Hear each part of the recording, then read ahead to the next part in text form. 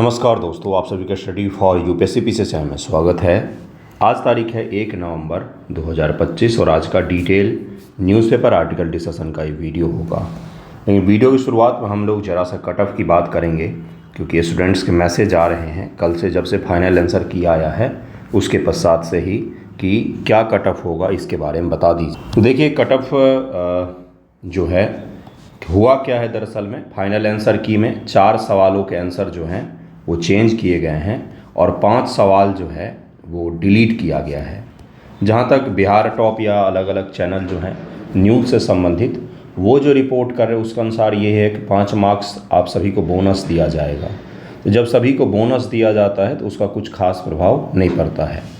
हुआ क्या है, जिनके ये 4 पहले सही थे, जो इससे पहले टेंटेटिव आंसर की आया था, उससे जिनके चारों सही हो रहे थे उसमें से कई सारे बच्चों के ये चारों गलत हो गए हैं। तो इसके कारण से बहुत सारे बच्चों के मार्क्स कम हो गए हैं, या इसके अलावा भी कुछ क्वेश्चंस उनके OMR में जब वो मिला रहे हैं तो कुछ क्वेश्चन के आंसर उनके गलत आ रहे हैं।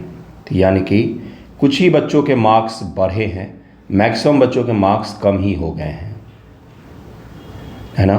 तो इसके आधार पर अगर हम लोग कट ऑफ की बात करेंगे तो कहीं से भी कट ऑफ जो है वो 80 को पार नहीं करेगा। आप फिर भी एक चांस के रूप में रख सकते हैं कि 80 ±5 का दायरा जो है यही सबसे सेफ है। मैक्सिमम जो है इसमें भी 90% चांस जो है वो 78, 79, 80 का ही है। इसी के आसपास में कट ऑफ रहेगा, इससे ज़्यादा नहीं जाएगा।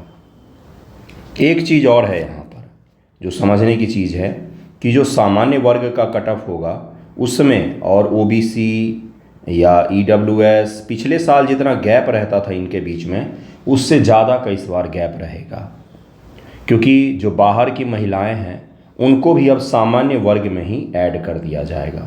तो भले ही 5 ही हज़ार महिला हो, लेकिन पॉइंट का ही फ़र्क पड़े, लेकिन कुछ तो फ़र्क यहाँ पर पड़ेगा ही पड़ेगा। तो जो बाहर की महिलाएं हैं उनका भी कट ऑफ सामान्य वर्ग के साथ आएगा, जो बिहार की सामान्य महिलाओं के साथ उनका कट ऑफ जारी होता था। इसके कारण से मान करके चल सकते हैं कि सामान्य वर्ग का कट ऑफ अगर 80 जाता है तो OBC और बाकी जो कट ऑफ है वो तो काफ़ी कम ही रहेगा उसके कंपैरिजन में। पहले पिछले साल तक अगर 2 नंबर का गैप होता था, इस बार 3 नंबर का हो सकता है, ऐसा भी आपको देखने को मिलेगा रिजल्ट में। लेकिन कट ऑफ आप अगर ये सोच रहे हैं कि 85 से ज़्यादा जाएगा, तो ऐसा संभावना नहीं के बराबर में है। बाकी होता क्या है ये तो देखने के बाद ही पता चलेगा। रिज़ल्ट जो है, मुझे जहाँ तक लग रहा है कि इलेक्शन के रिज़ल्ट से पहले आप लोगों का रिज़ल्ट आ जाएगा, इसकी संभावनाएं हैं। क्योंकि अगर कल आंसर की उन्होंने जारी कर दिया है और 8 नवंबर तक OMR जांच करने के लिए बोल रहे हैं आपको कि OMR से मिला लीजिए, कोई आपत्ति है तो दर्ज करवा दीजिए, तो इससे पहले ही BPSC ने रिज़ल्ट ऑलमोस्ट तैयार कर लिए होंगे। तब वो बस उसको जो बच्चे कंप्लेन करेंगे या जो उठाएंगे कि हाँ भाई मेरा ये सुधार करना, बस उसको वही करना है। बाकी वो रिज़ल्ट जो है, मुझे जहाँ तक लग रहा है 10 तारीख के आसपास में, 10 से पहले 8-9 में, 8 को तो OMR का ही ख़त्म हो रहा है, तो 9-10 में या 11-12 तक आपका रिज़ल्ट आ जाना चाहिए। तो कट ऑफ से भी ज़्यादा मायने ये रखता है कि आप अपनी तैयारी को जारी रखें। हाँ, एक चीज़ और ज़रूर है, जिनके भी जनरल में सामान्य वर्ग में मार्क्स जो हैं वो 72-73 से भी कम ही आ रहे हैं, तो कृपया करके आप AEDO की तरफ में ध्यान दें, या कोई और परीक्षा अगर आपको देना है, या BPSC ही टारगेट कर रहे हैं तो 72 के लिए डेडिकेटेड होकर के पढ़ें। हमेशा क्रिस्टल क्लियर होना चाहिए, छद्म में नहीं रखना चाहिए स्टूडेंट्स को। तो ये जहाँ तक मेरी समझ जा रही है वहाँ तक स्थिति यही है। तैयारी आपको करना चाहिए। अलग अलग कैटेगरी का अलग अलग मार्क्स आ रहे हैं बच्चों के, तो अगर आपका सेफ स्कोर है तो आप बिल्कुल मेंस की तैयारी करिए, फिर कुछ भी मत करिए। अगर आपका सेफ स्कोर है तो AEDO भलाना ठिकाना सब भूल करके केवल और केवल मेंस के प्रिपरेशन पर ध्यान देना है। और अगर आपका नहीं है तो आप इधर लग जाएं, मैंने आपको सब कुछ क्लियर कर दिया है। इसका ज़रूर ध्यान रखिएगा। AEDO के लिए अगर आपको प्रैक्टिस करना हो, दरअसल में है क्या, 25-26 में इलेक्शन के कारण में भर के आई हैं सीटें सारे एग्जामिनेशन में, तो ये मौका है आपके लिए, गोल्डन अपॉर्चुनिटी है। अगर आपको प्रैक्टिस करना हो AEDO का या आंसर राइटिंग का, तो आप जुड़ सकते हैं। जितने BPSC हेतु करवाते हैं उनमें तो सबसे बेस्ट मैं करवाता ही हूँ, इतना तो है ना। उसमें कोई अपने आसपास में नहीं है। क्वालिटी वाइज मैं बात कर रहा हूँ, क्वालिटी की जहाँ तक बात है, चाहे वो सवाल का हो चाहे वो प्रैक्टिस का हो। तो जुड़ना हो तो जुड़िएगा, जिन्हें भी जुड़ना हो। आज का हेडलाइन क्या है देखते हैं, न्यूज़पेपर को डिटेल में डिस्कस करेंगे। बहुत सारे बच्चे तो अब वीडियो बंद कर दें क्योंकि वो यहीं तक आए थे, पढ़ने लिखने से कम ही बच्चों का मतलब होता है। देखिए आज का हेडलाइन क्या है, तो भारत और अमेरिका के बीच में डिफेंस डील साइन किया गया है, वहाँ से हम लोग शुरू करेंगे। India US seal 10 year defence partnership. ये बड़ा ही अचंभा करने वाला न्यूज़ रहा, बहुतों के लिए सरप्राइजिंग था। अभी तक मैंने भी आपके पास कभी चर्चा नहीं किया था कि भारत और अमेरिका हाल ही में डिफेंस डील साइन करने वाले हैं। दरअसल भारत और अमेरिका के बीच में ऑपरेशन सिंदूर के पश्चात से और ट्रंप के राष्ट्रपति बनने के पश्चात से रिश्ते जो हैं बहुत ख़राब हो गए हैं, जिसमें भारत पर 50% तक के टैरिफ लगा दिया गया है, इत्यादि इत्यादि इत्यादि। तो इसके कारण से इसकी कोई उम्मीद नहीं कर रहे थे, लेकिन 10 ईयर का भारत और अमेरिका के बीच में रक्षा समझौतों पर साइन किया गया है। इसको ज़रा हम लोग डिटेल में देखेंगे। इसके अलावा और भी कई सारे न्यूज़ होंगे जिसको हम लोग पढ़ेंगे। सरदार पटेल की 150वीं जयंती थी 31 अक्टूबर, जो कल मनाया गया है। प्रधानमंत्री जी ने गुजरात में प्रधानमंत्री जी ने भाग लिया। वहाँ पर गुजरात के नर्मदा डिस्ट्रिक्ट में उन्होंने भाग लिया। सरदार सरोवर जहाँ पर बांध बना हुआ है, जहाँ पर उनकी प्रतिमा बनी हुई है, वहीं पर प्रधानमंत्री जी ने भाग लिया। सरदार पटेल की जीवनी जो लिखा है ना मेनन साहब ने, उसको ज़रूर पढ़िएगा। अगर आपको सिलेबस के बियॉन्ड कभी समय मिलता है, तो वैसे तो अभी इतने एग्जाम है कि समय ही नहीं मिलेगा, लेकिन इनकी जीवनी ज़रूर ही पढ़िएगा। अगर आपको एक सफल एडमिनिस्ट्रेशन में जाना है और सफलता से वहाँ पर काम करना है, तो आप इसको ज़रूर ही पढ़ सकते हैं कि फैसले किस प्रकार से लिए जाते हैं। नैतिकता से ही सारे काम नहीं चलते, कभी कभी डंडा भी उपयोग करना पड़ता है। यही आपको सरदार पटेल से सीखने को मिलता है। देखिए आज का पहला न्यूज़ कौन सा है। पहला न्यूज़ जो है वो भारत की अयानी एयरबेस से वापसी है। दरअसल में ये जो एयरबेस है आपको दिख रहा होगा, ये भारत का जम्मू कश्मीर का रीजन है। ये पीओके है बंधुओं, पीओके है। ये भारत के पास कश्मीर का बस यही हिस्सा है, जितना भी मैंने ड्रॉ किया ना, भारत के पास कश्मीर का बस यही हिस्सा है जितना भी मैंने ड्रॉ किया है। बाकी ये जो हिस्सा है ये चीन के पास है। ये पूरा पीओके जो है ये पाकिस्तान के पास है, पाकिस्तान ऑक्युपाइड कश्मीर है ये।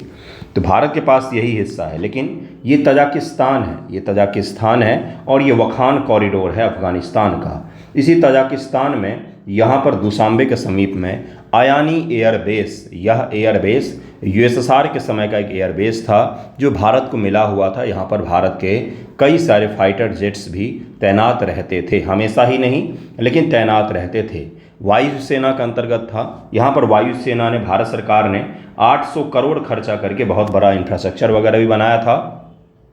लेकिन तजाकिस्तान के साथ 2022 में इस एयरबेस को लेकर के जो समझौता हुआ था वो ख़त्म हो रहा है और उसको तजाकिस्तान ने रिन्यू नहीं किया, जिसके कारण से भारत को अयानी एयरबेस जो है वो छोड़ना पड़ रहा है।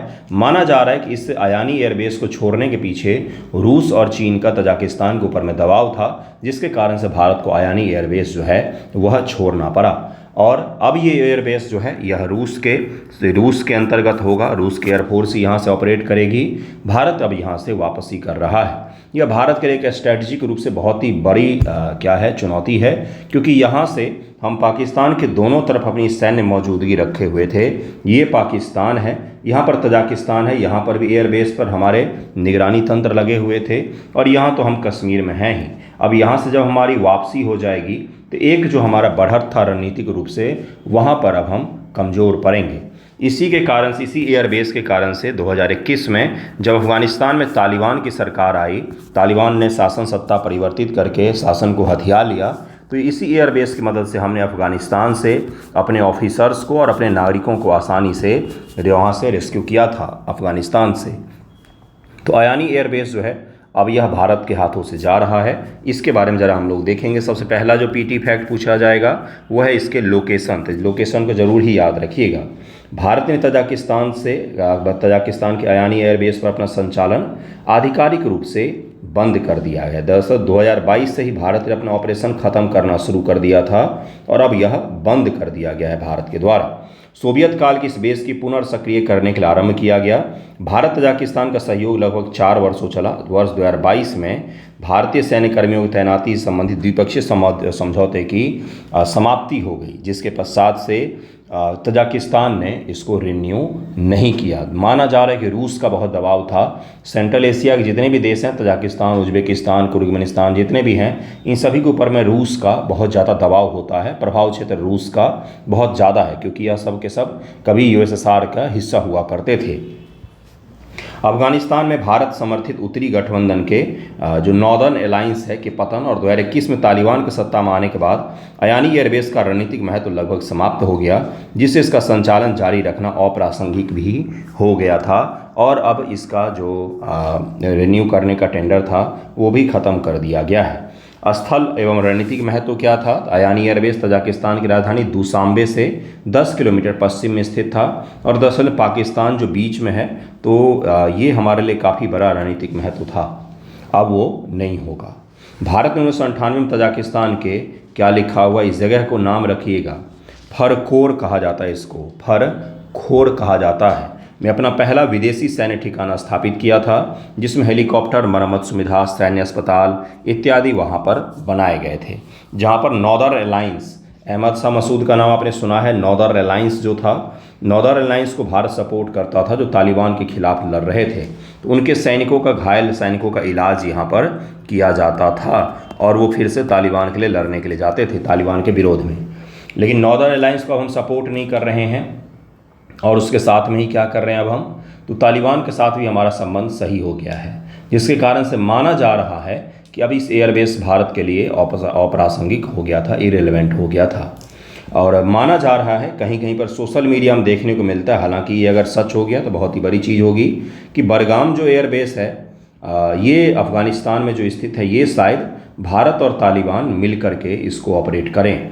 अगर ये चीज़ हो जाता है तो यह भारत के लिए सबसे बड़ी रणनीतिक उपलब्धि होगी हाल के वर्षों में, क्योंकि बडगाम एयरबेस, इसका स्ट्रैटेजिक लोकेशन इतना शानदार है कि यहाँ पर हर देश चाहते हैं कि उनकी उपस्थिति हो।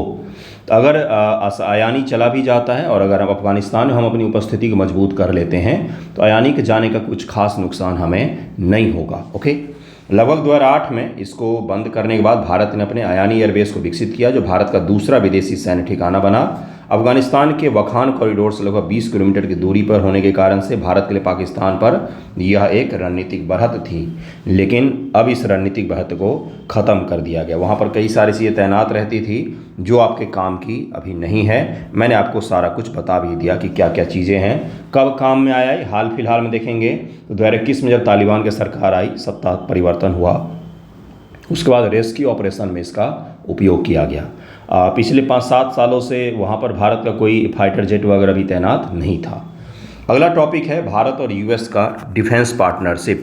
दरअसल भारत और यूएस जो हैं तरह तरह के डिफेंस टाइज़ को शेयर करते हैं, जैसे कॉमकासा, जैसे लेमोआ और भी इत्यादि इत्यादि इत्यादि हैं। मैं आपको भारत और यूएस के संबंधों में पढ़ाऊँगा इसको और डिटेल में। तो इंडिया यूएस के रिलेशन जो मैंने कुछ दिन पहले भी पढ़ाया, उसमें भी मैंने ये सब चीज़ बताया था, आप उसको जाकर के वीडियो में देख सकते हैं।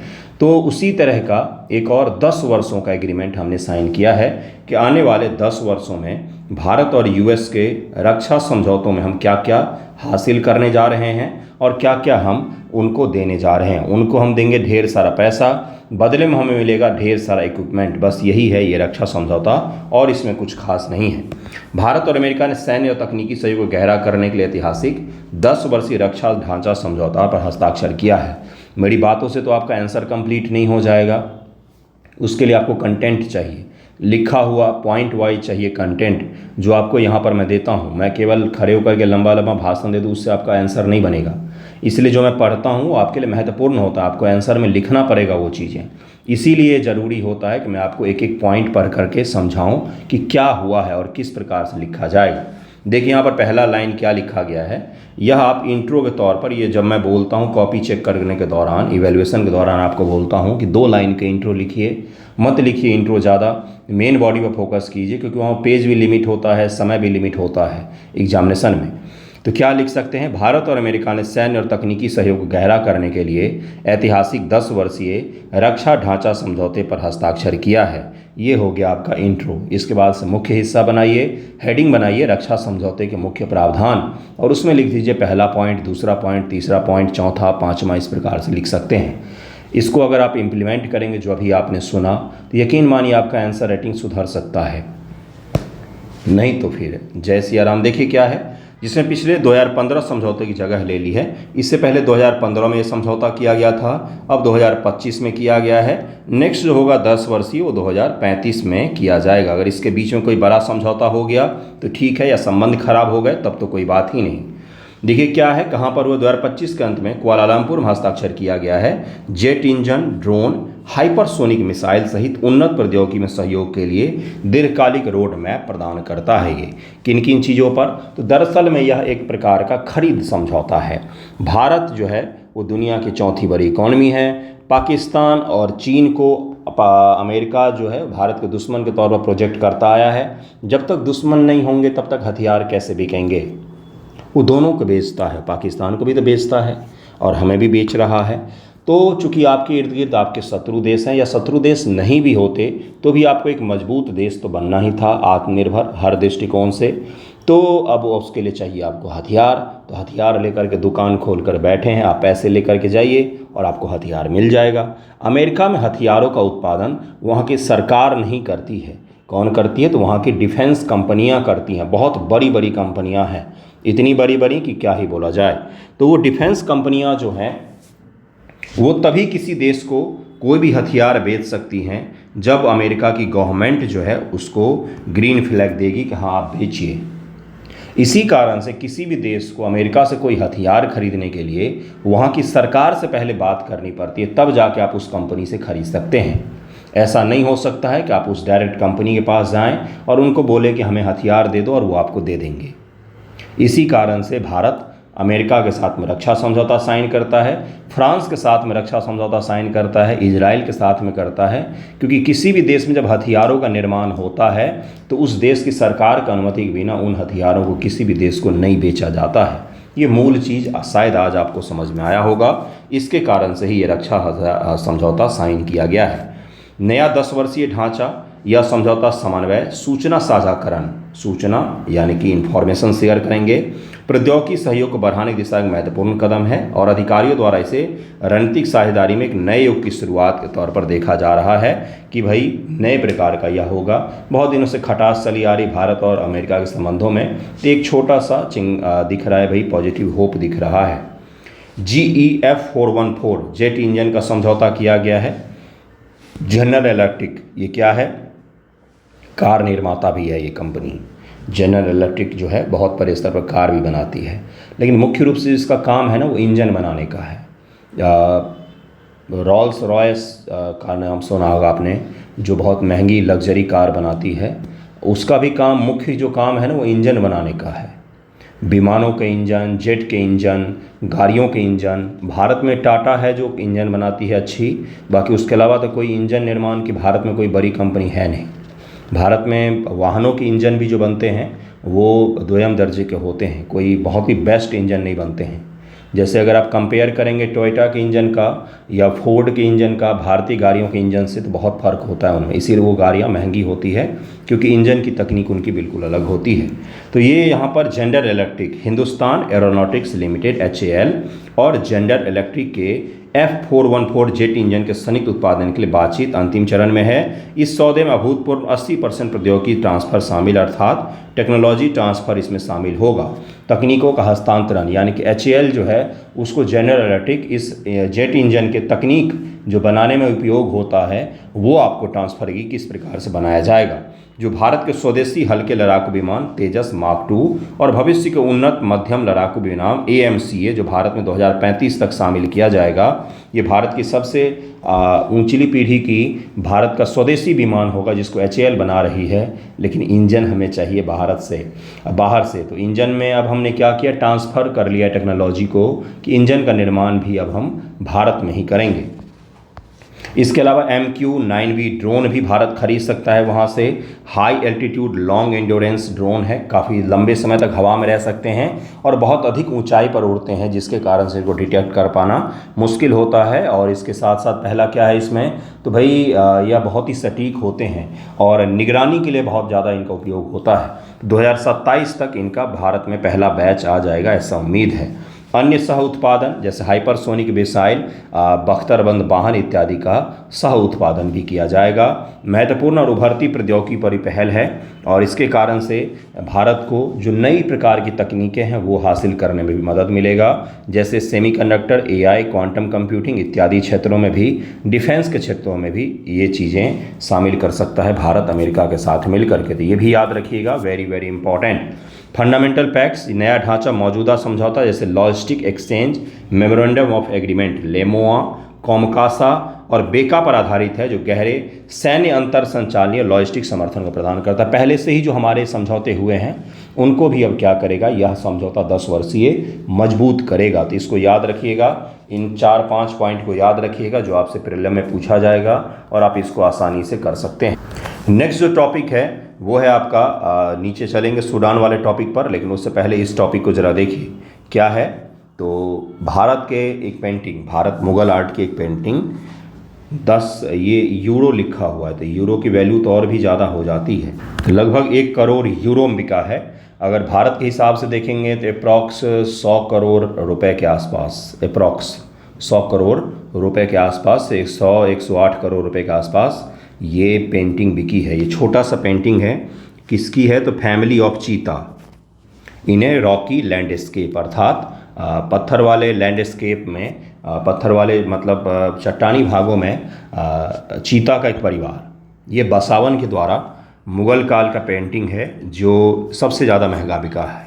तो ये दिखा रहा है कि भाई दुनिया जो है भारतीय आर्ट में थोड़ा सा अब ज़्यादा इंटरेस्ट ले रही। देखिए क्या है इससे जुड़े हुए फैक्ट्स, तो फैक्ट्स को याद रखिएगा। 30 अक्टूबर 2025 लंदन में क्रिस्टीज की नीलामी एक मुग़ल लघु चित्र, मिनी लघु चित्र का मतलब होता है, आप नेशनल म्यूजियम दिल्ली गए हैं या पटना म्यूजियम में भी है कुछ लघु चित्र, तो वहाँ पर लघु चित्र भी होते हैं, बड़े पेंटिंग भी होते हैं, छोटे भी होते हैं, कैनवास फिर अलग अलग होता है, कागज़ पर होते हैं, उसके अलावा कपड़ों पर होता है।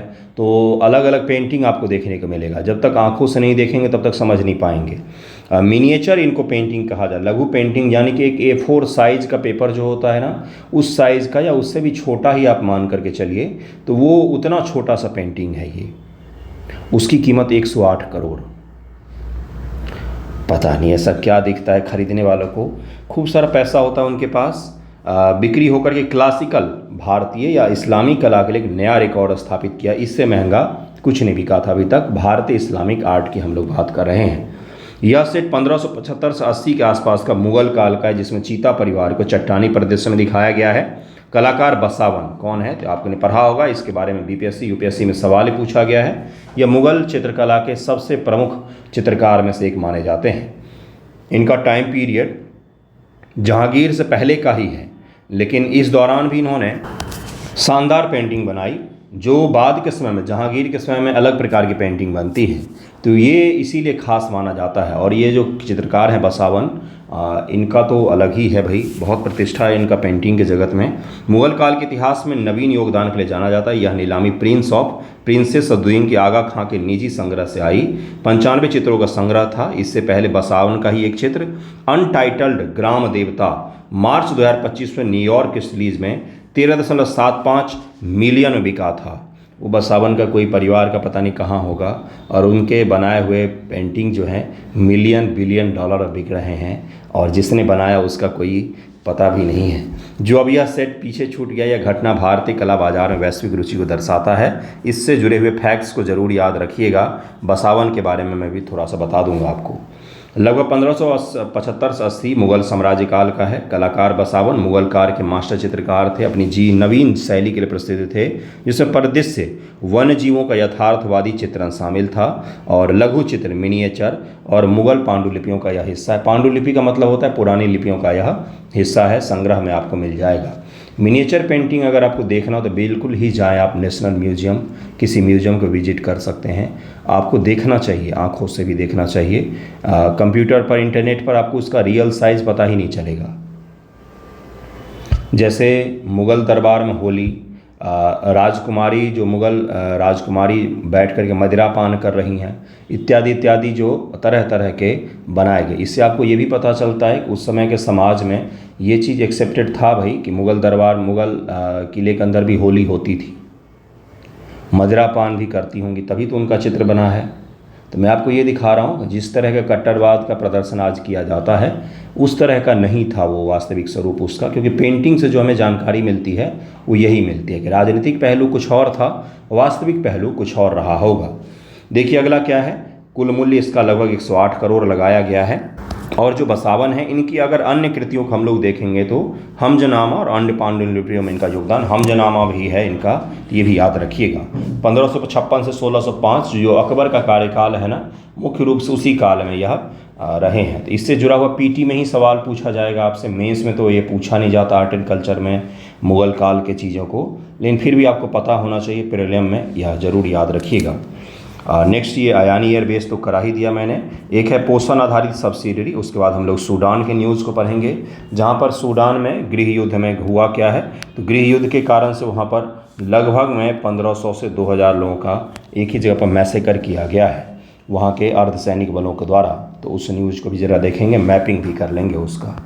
है क्या, तो प्रधानमंत्री मोदी जी की अध्यक्षता में केंद्रीय मंत्रिमंडल ने रबी सीजन 25-26, इसको भी याद रखिएगा, के लिए फॉस्फेटिक और पोटासिक उर्वरकों पर पोषक तत्व आधारित सब्सिडी दरें तय करने के उर्वरक विभाग के प्रस्ताव को मंजूरी दे दी गई है। दरअसल में रबी सीजन शुरू होने से पहले रबी के फसलों पर पोषक सब्सिडी तय कर दी जाती भारत सरकार के द्वारा, और खरीफ सीजन शुरू होने से पहले खरीफ फसलों पर तय कर दी जाती है सब्सिडी भारत सरकार के द्वारा, ताकि किसान उस फसल का विकल्प के रूप में अपना सकें और उसका रोपण करें। यह सरकार की एक नीति भी होती है। क्या होती है नीति? जिस फसल का उत्पादन बढ़ाना है, सब्सिडी किस प्रकार से प्रभाव डालता है वो मैं बता रहा हूँ। जिस भी फसल का उत्पादन बढ़ाना है या किसानों को प्रेरित करना है, उस पर में सब्सिडी को बढ़ा दिया जाता है। अब इस बढ़ाने के कारण से क्या होता है, किसान उस फसल को लेकर ये सिक्योर हो जाते हैं कि इसका इतना दाम तो कम से कम मिलेगा ही मिलेगा। तो इसके कारण से वो बीजें बोई जाती हैं और उसका उत्पादन बढ़ जाता है। तो ये भी ध्यान में रख सकते हैं आप। पूछा जाता है अगर आपसे सब्सिडी का क्या प्रभाव पड़ता है, मैं नहीं पूछा बच्चों से, तो उसमें आपको ये सब पॉइंट्स भी लिखने चाहिए। इस कदम का उद्देश्य इनपुट के नवीनतम वैश्विक मूल्य रुझानों को प्रतिबिंबित करते हुए किसानों के किफ़ायती उर्वरक सुनिश्चित करवाना है। क्या होता है ये पोषक तत्व आधारित सब्सिडी, एनबीएस जिसको कहा जाता है, रासायन एवं उर्वरक मंत्रालय के उर्वरक विभाग द्वारा 2010 में शुरू की गई एक केंद्रीय क्षेत्र की योजना है। 2010 केंद्रीय क्षेत्र की सेंट्रल सेक्टर स्कीम है। इसका उद्देश्य किसानों को किफ़ायती दामों फॉस्फेटिक और पोटासिक P&K उर्वरक उपलब्ध करवाना है, साथ ही टिकाऊ कृषि के लिए संतुलित पोषक तत्व उपयोग को बढ़ावा देना है। किसका भाई? NPK 3 होता है, इसमें से P और K है, अर्थात फॉस्फोरस और पोटेशियम। इन दो चीज़ों पर आधारित यह पोषक तत्व होते हैं। एनबीएस योजना का मुख्य विशेषता क्या होता है? डाई अमोनियम फॉस्फेट DAP और NPKS ग्रेड सहित PNK उर्वरकों के 28 ग्रेड उपलब्ध करवाना। फॉस्फेट और पोटेशियम आधारित जो उर्वरक होते हैं इनके अलग अलग वैरायटी को किसानों को उपलब्ध करवाना होता है। पोषक तत्व सामग्री के आधार पर सब्सिडी प्रति किलोग्राम पोषक तत्व नाइट्रोजन, फास्फोरस, पोटास और सल्फर पर का एक निश्चित राशि सब्सिडी वार्षिक या अर्धवार्षिक आधार पर तय कर दी जाती है, और यही सब्सिडी उनको दिया जाता है जिसके आधार पर उनका सब्सिडी तय होता है। प्रत्येक उर्वरक में पोषक तत्व सामग्री के आधार पर प्रदान किया जाता है। निर्माताओं या आयातकों को, किसानों को डायरेक्ट नहीं दिया जाता है। जो उर्वरक का उत्पादन कर रहे हैं सरकार उन्हीं को पैसा दे देती है, और ये क्या करते हैं, अगर उर्वरक का दाम 1000 रुपया है और सरकार ने मान लीजिए 500 का सब्सिडी दिया है, तो ये 500 रुपये में वो उर्वरक जो है वो किसानों तक पहुंचाना सुनिश्चित करते हैं। किसानों को डायरेक्ट सब्सिडी नहीं दिया जाता है, उर्वरक उत्पादित करने वाली कंपनियों को भारत सरकार सब्सिडी देती है। एक चीज़ और होता है कि पोषक तत्व आधारित जो सब्सिडी होता है इसमें यूरिया को बाहर रखा गया है। यूरिया का अलग से दाम तय किया जाता है, इसमें यूरिया शामिल नहीं है, ये जरूर याद रखिएगा। देखिए क्या है, यूरिया का बहिष्करण, यूरिया पोषक तत्व आधारित सब्सिडी योजना के अंतर्गत शामिल नहीं होता है, जरूर ही याद रखिएगा। इसकी अधिकतम खुदरा कीमत वर्ष 2018 से 45 किलोग्राम की एक बोरी के लिए 242 तय है, और इससे ज़्यादा पर अगर कोई बेचता है, कोई रिटेलर बेचता है तो उसके खिलाफ कार्रवाई भी की जा सकती है, क्योंकि सरकार भर भर के पैसा खर्चा करती है सब्सिडी पर। और ये भी देखना होता है कि ये जो यूरिया या ये जो P और K हैं, इसका उपयोग कहीं केमिकल फैक्ट्री में तो नहीं किया जा रहा है कि सरकार के जो उर्वरक जा रहे हैं सब्सिडी आधारित, उसको खरीद करके कोई बिजनेसमैन अपने यहाँ पर उपयोग कर ले। तो इस पर भी सरकार को नियंत्रण रखना होता है। ओके, अब सबसे मेन चीज़ ये है कि पोषक तत्व आधारित जो उर्वरक हैं उसका बेनिफिट क्या है भाई। तो भारत में अतिशय जो नाइट्रोजन आधारित उर्वरक उपयोग होते हैं, जैसे यूरिया हो गया, उसके अति उपयोग को रोकना, जिससे क्या होगा भाई, P&K पोटेशियम एंड फॉस्फोरस आधारित उर्वरक का आप उपयोग करें। आपकी ज़मीन को अभी नाइट्रोजन आधारित उर्वरक की आवश्यकता नहीं है। इससे हमने NPK को पहले जो एक हुआ करते थे उसको अलग कर दिया। जिनको नाइट्रोजन की ज़रूरत होगी वो ले जाएंगे, जिनको पोटेशियम और फॉस्फोरस की ज़रूरत होगी वो इसको ले जाएंगे।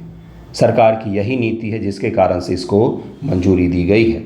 देखिए यहाँ पर क्या लिखा हुआ है कि पोषक तत्व संतुलन को बढ़ावा देता है, नाइट्रोजन आधारित उर्वरक के अति उपयोग को कम करता है, सब्सिडी प्रबंधन पारदर्शिता और वित्तीय अनुशासन को बढ़ाता है। इसके साथ साथ मृदा स्वास्थ्य और सतत कृषि पद्धति, ऐसी कृषि पद्धति जिसमें खेत को, मृदा को, फसल को किसी को भी नुकसान ना हो, इसके कारण से सरकार इस प्रकार की नीति लेकर के आई है। तो इसके बारे में प्रीलिम में भी पूछा जा सकता है, मेंस में भी शॉर्ट आंसर पूछा जा सकता है। क्या है ये, क्या इसके मायने हैं, क्या इसके बेनिफिट हैं और क्या चैलेंजेज हैं। नेक्स्ट टॉपिक देखिए क्या।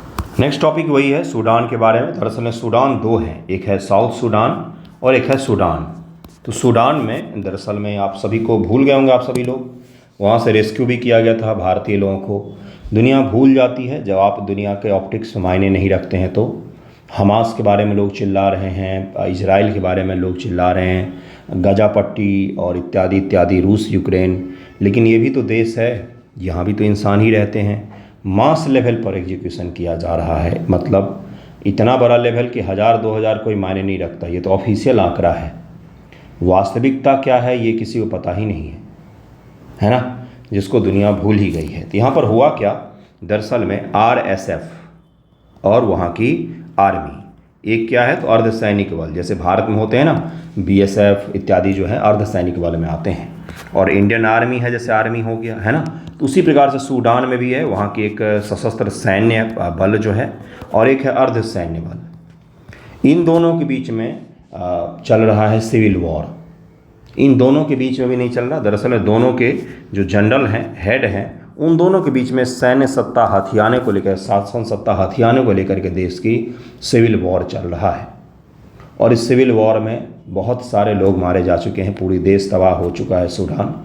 तो इस सूडान के बारे में हम लोग पढ़ेंगे। वहाँ का एक जगह है दारफू। कौन सा जगह है, दारफू। दारफू रीजन है, यहाँ पर भारी मात्रा में कैजुअलिटी हुई, वीडियोज़ वायरल हो रहे हैं, जहाँ पर मारने के बाद लोगों को लड़ाके जो हैं वो खड़े होकर के कैमरा से वीडियो बना रहे हैं कि देखो हमारे पीछे कितने लोग मरे हुए हैं, मुस्कुराते हुए एज यूजुअल। तो उसी का वीडियो वायरल हो रहा है, जिसके कारण से ये चर्चा में है। सूडान के बारे में एक सवाल पूछा गया मैपिंग से कि भाई किसकी सीमा जो है वह लाल सागर से लगती है। इस प्रकार से सवाल पूछा गया था एक, कि किसकी सीमा रेड सी से लगती है। ये सवाल पूछा जा चुका है BPSC प्रीलिम में, जिसमें सूडान का भी नाम था।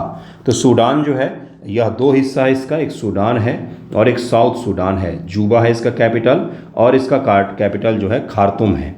तो ये जो सूडान है यह उत्तरी सूडान है और यह साउथ सूडान अलग है। उत्तरी सूडान में ही दारफू जगह है जहाँ पर इस प्रकार की घटनाएं देखी गई हैं हाल ही में, और बहुत ही भीषण गृह युद्ध से यह देश जूझ रहा है। अप्रैल 2023 में शुरू हुए गृह युद्ध के बाद से बड़े पैमाने पर हत्या और इत्यादि चल रहा है। RSF जो है रैपिड सपोर्ट फोर्सेज कहा जाता है, इसको UAE यूनाइटेड अरब अमीरात ने बैक किया हुआ है, और जो SAF है इसको दूसरे देश बैक कर रहे हैं। दरअसल में जब भी आप एक ही घर के दो लोग लड़ोगे तो गांव के कुछ लोग होंगे जो अपोजिशन के पीछे आ जाएंगे और आपके पीछे भी 10 लोग खड़े हो जाएंगे, फिर बाकी लोग मज़े लेते हैं। दरअसल में नुकसान आप ही दो लोगों का हो रहा होता है। वही है इनका भी, कि देश में जब लोग ही नहीं रहेंगे तो किस पर शासन सत्ता करेंगे। देखिए क्या है, RSF और सूडानी सशस्त्र फौज SAF और RSF, ये नाम सब याद रखना है गुरु, इसलिए बता रहा हूँ। इनके बीच में वहाँ पर भारी स्तर पर युद्ध चल रहा है, जिसमें क्या क्या नहीं हो रहा है। जातीय सफाई का आरोप, मतलब कि एथनिक वायलेंस हो रहा है और बिल्कुल ही ख़त्म ही कर देना चाहते हैं।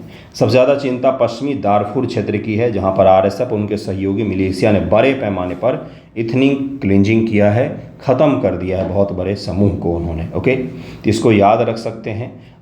SAF है एक और एक है RSF। युद्ध का कारण क्या है, तो अप्रैल 2023 में यह शुरू हुआ। पहले से दोनों नेता मिलकर के देश चला रहे थे, लेकिन सत्ता और सुरक्षा क्षेत्र के सुधारों को लेकर उनमें गहरे मतभेद पैदा हो गए। आरएसएफ को राष्ट्रीय सेना में एकीकृत करने की योजना पर असहमति के बाद लड़ाई शुरू हो गई।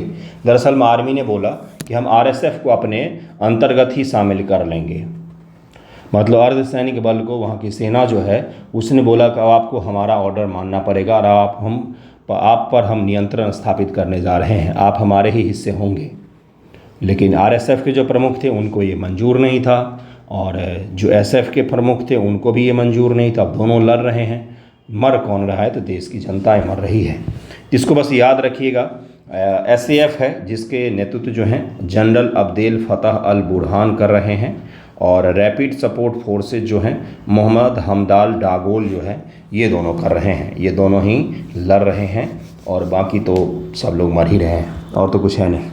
आज का वीडियो यहीं पर ख़त्म करते हैं हम लोग। कल तो संडे ही है, कल वीडियो नहीं आएगा, मंडे से आएगा। अगर आपको सिलेक्शन लेना हो सीरियसली तो कृपया पढ़ाई को जारी रखें। मार्क्स भले ही कम आए हों, इसमें कई सारे ऐसे बच्चों का होता है जो होनहार होते हैं। मेरे भी कई सारे ऐसे स्टूडेंट हैं बिल्कुल होनहार हैं, मतलब मेंस में अगर वो बैठ जाएं तो उनका गारंटेड है कि मेंस तो क्वालिफाई होगा ही होगा, लेकिन पीटी ही नहीं निकल पा रहा है। तो इसको लेकर के निराश अगर हो रहे, निराशा जायज़ भी होता है, इतनी मेहनत की है तो निराश तो होंगे ही, लेकिन उससे आपको कुछ हासिल नहीं होगा। निराश होने से, उदास होने से, परेशान होने से, वो जायज़ है, आप परेशान होना भी आपका जायज़ है, लेकिन उससे कुछ हासिल नहीं होगा। आपको हासिल तभी होगा जब आप उन चीज़ों से बाहर निकल कर के एक बार फिर से देखें कि करना क्या है मुझे, कहाँ पर मुझसे गलतियाँ हो रही हैं, इतना पढ़ने के बावजूद भी नहीं हो पा रहा है, कौन से मैंने ऐसे मिस्टेक कर दिए जो मुझे नहीं करने चाहिए थे। इन चीज़ों पर अगर आप गौर करते हैं तो आप निकल पाएंगे, नहीं तो इसका साइकिल बहुत बुरा होता है, बहुत मुश्किल होता है इस साइकिल से निकलना। अगर आप किसी दूसरे एग्ज़ाम में लग रहे हैं एईडीओ इत्यादि में, तो उसके लिए भी आपको मेहनत करना पड़ेगा, और आसान नहीं होने जा रहा है एईडीओ इत्यादि, है ना, क्योंकि हर एग्ज़ाम का अलग अलग पैटर्न होता है, अलग सिलेबस होता है, अलग उसके कोर स्टूडेंट्स भी होते हैं जो केवल उसी की तैयारी कर रहे हैं। आप उसमें फ़ाइट करने जाएंगे तो वो भी कोई आसान नहीं होगा आपके लिए। आसान कोई भी एग्ज़ाम होगा ही नहीं। जितना समय बीत रहा है ना, उतना ही ज़्यादा एग्ज़ाम कठिन होते जाते हैं सारे ही। इसलिए पढ़िएगा, अच्छे से मेहनत कीजिएगा, और सिंसियरिटी से बिल्कुल कंसिस्टेंट होकर के रेगुलर पढ़ना है, ठीक है। थैंक यू सो मच आप सभी का वीडियो देखने के लिए।